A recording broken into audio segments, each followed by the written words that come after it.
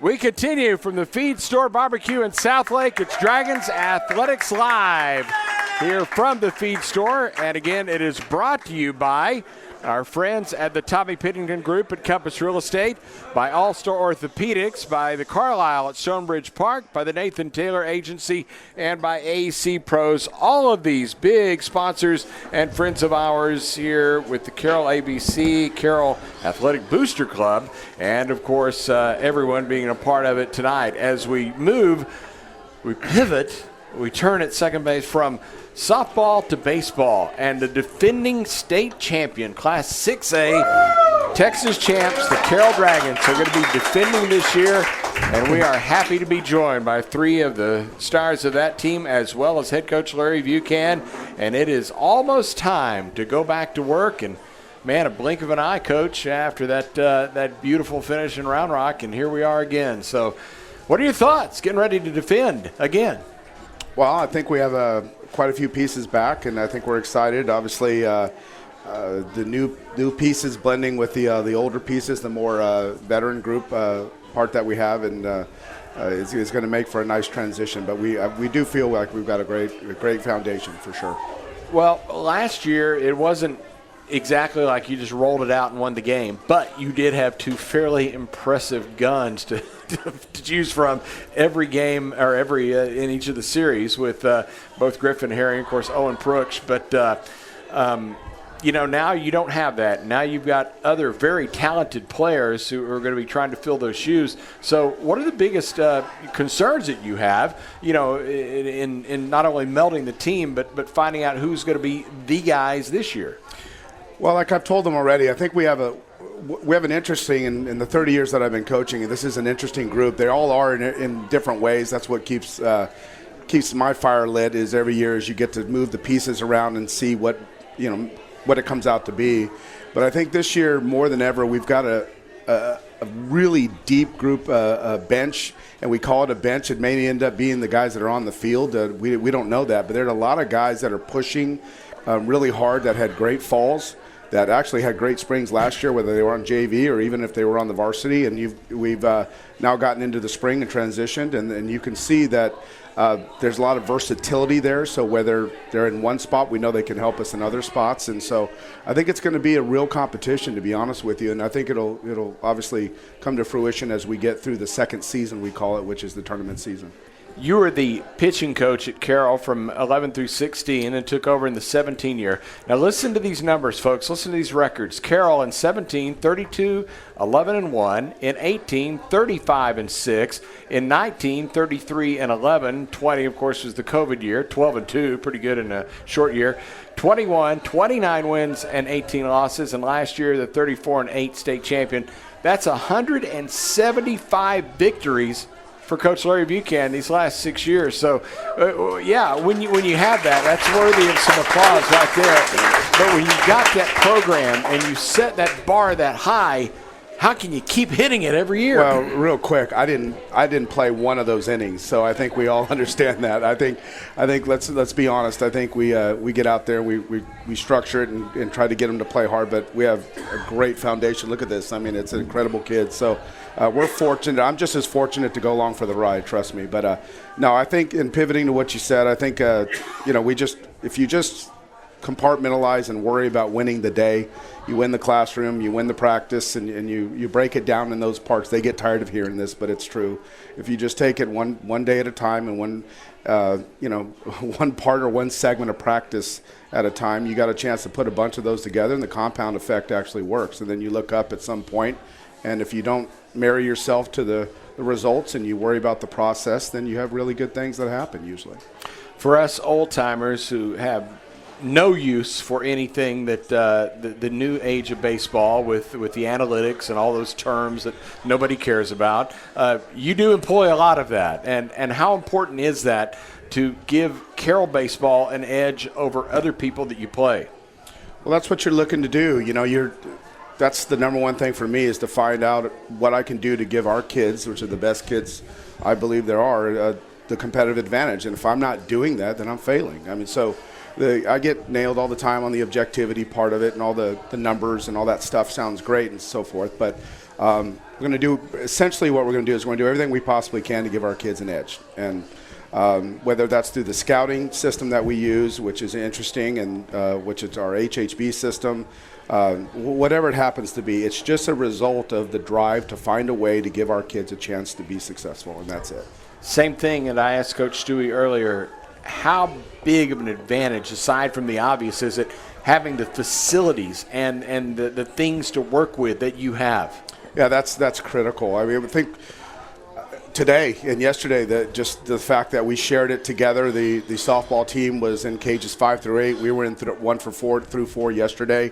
The rain was coming in at a certain direction, and we needed all 4 machines going.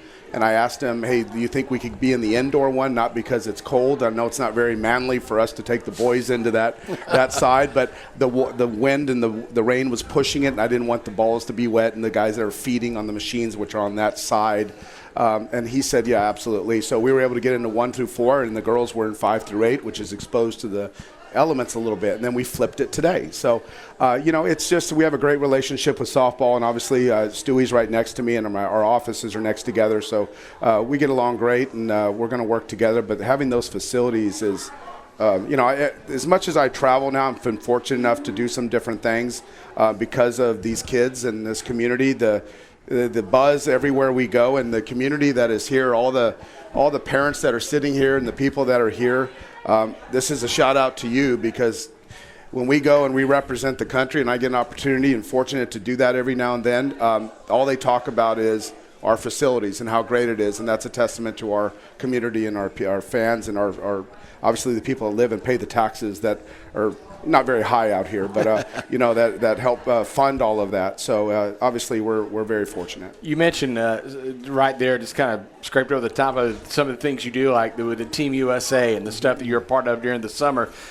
You could have the opportunity to do pretty much, in my opinion, wherever you want to go. You could coach that. You could coach college baseball. What makes you satisfied of being the coach of the Carroll Dragons? Yeah. These young men. I mean, and I get to teach still. They still employ me to actually teach for 90 minutes AP psychology. So I think I love to torture kids for 90 minutes and speak and talk about psychology, and I still get to do that. And I have great facilities. We have a great support system that is amazing with Coach Kiesler and Bill Webb and the community and everybody. It's the best community there is. And so it is really, this is my Yankees right now. So, are you a better classroom teacher or a better coach? I would hope I'm a better teacher. That's first and foremost. I think all great coaches have to be great teachers first. I think you're a teacher at heart, and that's the biggest part of it, I think. Before we get to the players, let me get your look ahead to this year in the league. It's always been Carroll Keller. Is there anybody else that's going to jump into that and kind of be, once you get into district play, somebody that we might not be expecting that we need to keep an eye on? Yeah, Timber Creek, Keller Central, Fossil Ridge, Haltom. You're naming the whole district. Yeah, I think until we know enough, we're going to assume that they're all the Yankees, and we're going to prepare accordingly. But I mean, I think realistically, Keller on paper is loaded again on the mound, especially, and they have a pedigree of success as well. And of course, we're very friendly rivals, so it'll be fun. Absolutely. To see how that goes. Always friendly rivals. Yeah. All right. Well, that's Coach Larry Buchanan. Let's get to the players here as we move on. We have 3 outstanding players that are going to be key cogs of the Dragon team this year. Colin Robson, a senior, who will be in the outfield, one of the speedsters. We saw him last year. Matter of fact, had 13 stolen bases on the year. One short of Brady Miller. Why couldn't you catch Brady and get the team lead? I think part of the reason I wasn't able to catch Brady was just the lack of not enough chances, opportunities that I had. That was a rhetorical question, but I just wanted to see if you were going to jump in there and say that. We've also got Ben Tryon, of course. Speaking of injury, he got through his injury last year, batted .466 on the year, homer, 13 RBIs, and man, what a great force for the Dragons at third base this year. And of course, course, Ethan Mendoza, 406 average, 2 homers, 25 RBIs. Ethan's battling back this year from an injury. We'll see him a bit later in the year. We hope if everything goes okay, but these are the fellas we're talking to tonight. So, well, gentlemen, let's start somewhere. Ben, let's kind of get your thought on, because we didn't get to talk on the post game. Because at state tournament, the game's over, boom, that's it, you're gone. So we didn't have a post game. We got Clark up there, talked to him. Everybody got mad because it's like, hey, we're taking a picture, get down here. So we got to ask him about 3 questions. So let's pretend like the game was just over. So, well, hey, man, what's that like, winning the state championship? Take me into that game. What was that like? Oh, it was awesome. It's everything you expect, just representing something so big. And you really don't know what to think when you're jumping in the dog pile. It's everything you've worked for, and it's just a dream come true. But for you having to set out part of the year with that injury and then coming back and just like you hadn't missed a beat and you were such a force at the plate, played a tremendous third base. I mean, how did you do that? I think it just being injured just gave me more motivation to come back and help the team out. And once I had a chance, it's playoffs, so there's really no need to get hot. The team's hot, you just kind of jump in there and just like another game. Ethan Mendoza, you took care of business. You took care of Keller, which I think everybody on this team likes to do, and all the other teams you played along the way there in the postseason. You were so impressive. And again, the pitching that you guys had. How much easier did that make it for you guys in the field and at the plate, knowing maybe a couple runs a game, you're going to be fine? Yeah, I mean, all the way up to the state semis, I mean, Griffin and Owen, they didn't give up they gave up 1 run only. So it wasn't much pressure at all. I think we scored like maybe 2 or 3. I knew we were satisfied, but like we just always went out there and like give it our best, and like we just try to score as many runs as we can just to give them the confidence they needed. By the end of the year, you had really stepped into a leadership role. At the start of the season, you and Max Reyes, of course, were battling there at shortstop to see who was going to be the guy, and eventually you emerged there, and he strengthened the outfield when he played in center field. So getting to settle in and play that position, how important was that for you, and how much did it kind of calm your nerves and say, hey, I'm the guy here? Well, honestly, I didn't really get many balls because of Griffin and Owen, so like me just like I was just kind of standing out there. I mean, I got like maybe 1 or 2. I mean, but like Max moved to outfield, that helped our depth in the outfield when Owen had to come and pitch. And of course, like when Brady or Spencer would go out there and just play the field when Owen would pitch, that was a big key to our success. To this point, what has been, and I want to say take away the state championship, the obvious answer, but, what's been your highlight so far of your baseball career? I think it was definitely, and we lost to Keller in district, and we were able to bounce back in playoffs and beat them. I think that was one of our main goals, just because we have that rivalry, and we lost the year before to them.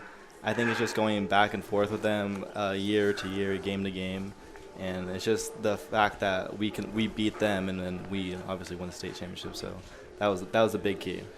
Now, Colin Robson, as we mentioned, you were a speedster on last year's team and used a lot on the base paths, scored 11 runs to the 13 stolen bases, and you could get up there and get a knock too. But now it's a little bit different story this year. You're going to be one of the guys here in your senior year. So, what's your mindset? How's it different from what you were going into last season as compared to this your senior year?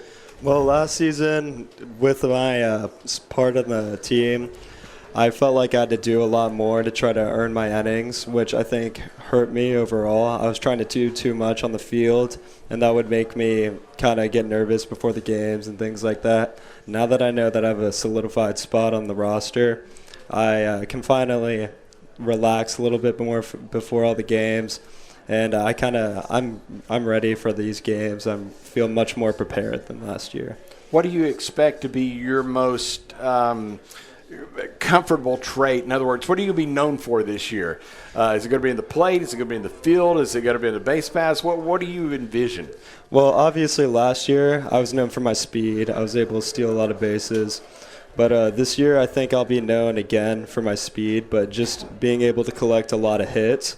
I might not be having a ton of home runs or triples or anything, but I think when people walk me, I'll be able to find my way on third pretty quickly, and I think I'll be able to generate a lot more runs for our team. Now, I talked to one of the girls about it a minute ago. Is that going to be of your volition, or does Coach Coach Buchanan have to say, okay, now you can run it. You can have a green light. Yeah, so Coach Buchanan has talked to me about it, and obviously in the situation, things could change, but our philosophy as a team is that we usually have the green light, and whenever I feel comfortable, I can take second or third. Now, being pack leader, being the captain of the team this year, what did that mean to you? It was a great honor to be a pack leader, and I was appreciative of the coaches. You know, we had to go through some interviews, and those were kind of nerve-wracking at times, but I'm really excited to be able to lead our team and hopefully win another state championship. Now, you are already signed to play baseball at Duke, and I mean that's pretty cool to have that already tucked away, and you're going to be beginning there in late June. Now, how did that all happen, and how did Duke get chosen by you, and how did they choose you? Yeah, so basically I had my summer going into my junior year. I was hitting really well, and obviously I had the speed and the tools. And I was playing in Georgia, and there were a lot of scouts at one of our games actually watching a top-tier pitcher that we were facing. And I was able to get a few base hits off of him, so a few coaches began following me after that. And I had like 6 games that tournament, played really well. I was actually playing second base and third base at the time. And Coach Jordan, who was the Duke recruiting coordinator, eventually reached out to me, asked me if I could play the outfield, and that's when he called up Coach Vukan. And Vukan talked about how I actually was playing outfield for the high school, and things took off from there. Now let's go back to that running thing. You've always been a runner. I mean, like Forrest Gump running. Like you ran a whole lot of different things. One time I was told Coach Leonard actually saw you when you were a little kid and guaranteed you have a spot on the cross-country team once you got to 9th grade. And you were guaranteed a spot when you were, 8 years old? Yes, sir. I actually so I was running one day.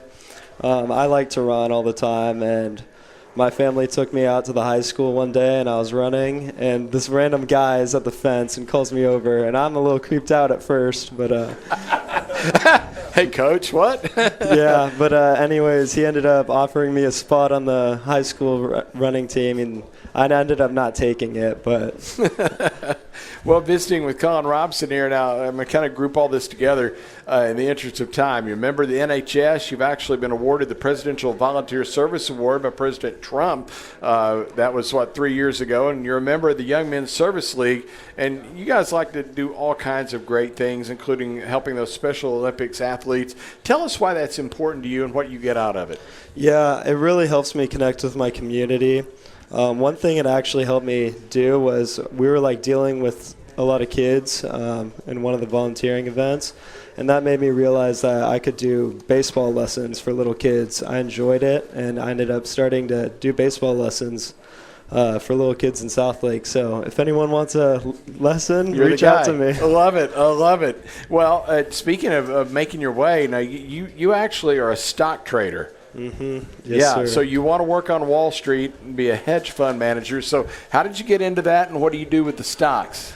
During COVID, I kind of got a little bored. I was watching some YouTube, realized it wasn't that hard to trade stocks, and I started doing it.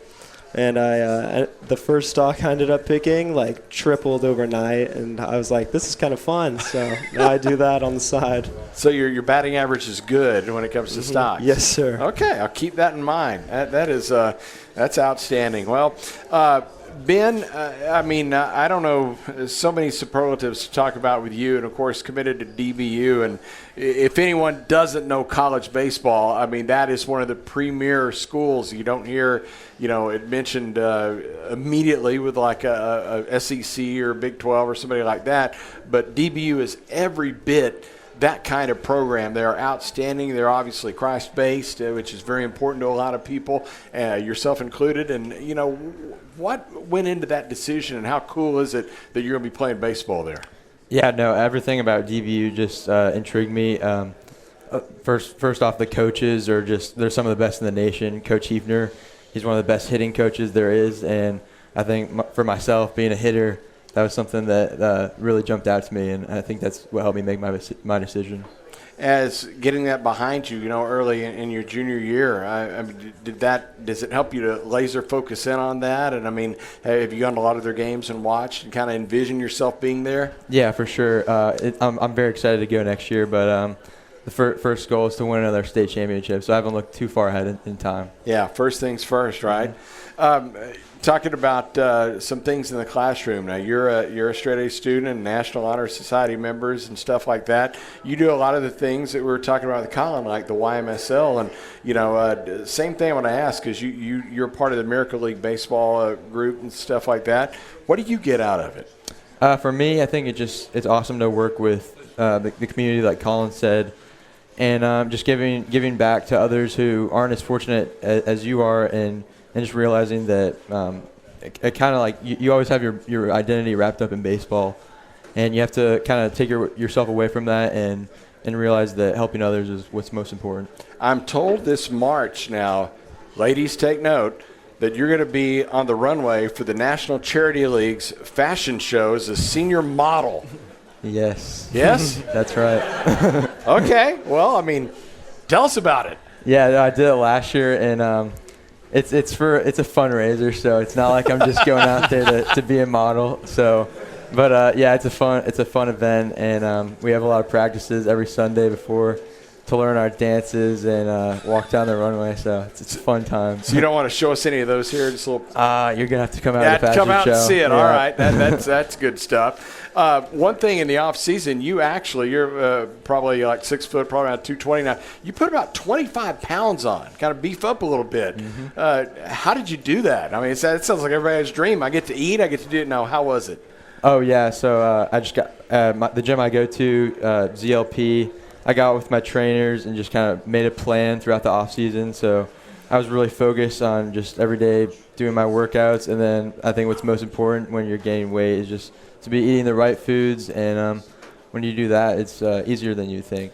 Now, all of this, everything we've talked about, and of course a big thing that looms every day of your life, the fact you're a type 1 diabetic. Mm-hmm. You do everything you do as a type 1 diabetic. So, what does that mean? What do you have to do? And are there any limitations, or do you now manage it to where it's just part of your daily life? Yeah, no, zero limitations. It's obviously it's a big annoyance at times. There's a lot more you have to look into. Every time you eat, you have to look at the carbohydrates and every food you're eating. I'm fortunate that I get to wear I have an insulin pump that I wear on my leg and another device that helps me monitor it, so that makes it a lot easier.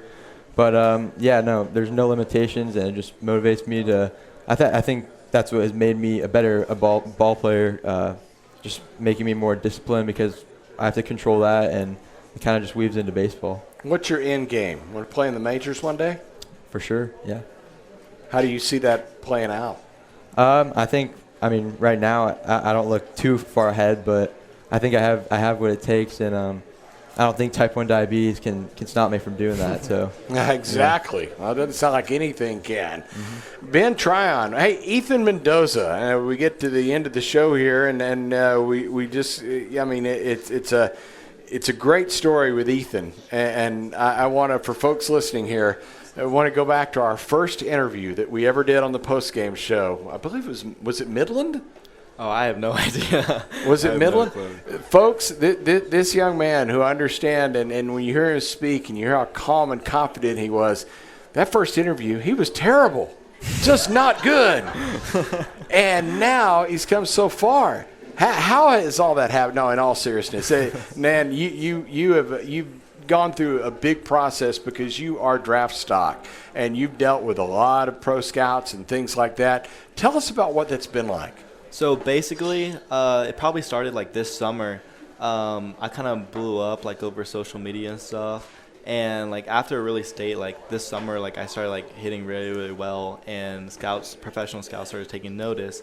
And I tried out for this thing, Area Code, and I made the team, and we went to California, and that's where like kind of like where all the big prospects are. And I hit really, really well there, and like it's very hard to hit well there. So everyone really took notice, and after that, I got like a bunch of text messages from like almost every single team, just like, hey, can we meet? And basically what they do is they come over to your house, they get to know you like as a person, not just like on the baseball field, because like everyone on the baseball field is not really like that much different, but like everyone's personality is just way different. So they get to come know you, get to know your family, make sure you're not like a little crazy or anything. So, and I have to take all these tests just to like make sure like just to see like my personality. So they just really get to know you, and they come and like interview and stuff. So like that's kind of a big thing for me, and that just happened very recently. Is it fun? Yes, I mean I love it. I mean MLB teams are like texting my phone like kind of on the daily. So like that's that's just very cool stuff just to think about. So having to miss, a part of this your senior year as you rehab your injury, is that going to be? I've heard a lot of people say you can learn by watching the game. Is that kind of what you're going to try to get out of it, or are you going to be an assistant coach for UCAN? I mean, I'm definitely going to try to help out the team. I mean, I think from like being around just like all the scouts and kind of just picking up stuff like in the dugout when I was playing and just like sharing it with my teammates. Now I'm there the entire game picking up everything. So I think like that would be a big thing. Like that's how I'm going to help the team this year, like in district and stuff. Like any way I can help, just like setting up cages, like I'm gonna be doing. Now your mom, Andrea, is a fourth grade math and science teacher at Johnson. Your dad, Robert, of course, is a senior English teacher at the senior high and coaches on the baseball team. How cool is it to have them nearby, be a part of the district, and again for him being assistant coach on the baseball team? Is that good or bad having dad that close? I think it's both. I mean, it's good because like he's a really, really good coach. He knows what he's talking about. I mean, he's one of the most like well-known coaches in the area. Like everyone knows him, and like he's a really good hitting coach. He taught me really everything, and he's teaching like everyone at practice every day. So that's part of the good part. But the bad parts are just like he's always on me like at home. Like there's really no like leaving baseball for us. We come home, talk about like scrimmages, practices, how to make them better, and just like everything like that. Okay, so this is the good part here because now you've got the mics. Coach is gone, so it's all players now. Give me a Buchanism. Give me something that what does he do that you guys see all the time? Go, oh, really? I think when it's a rainy day, like he was talking about, we're in the cages and the machines aren't quite working. We don't quite have them set up. You know that you better get that set up, or it's not going to be a good talk. Yeah. What do you got? Anything? Ethan? I think he's a little crazy, I would say. So like,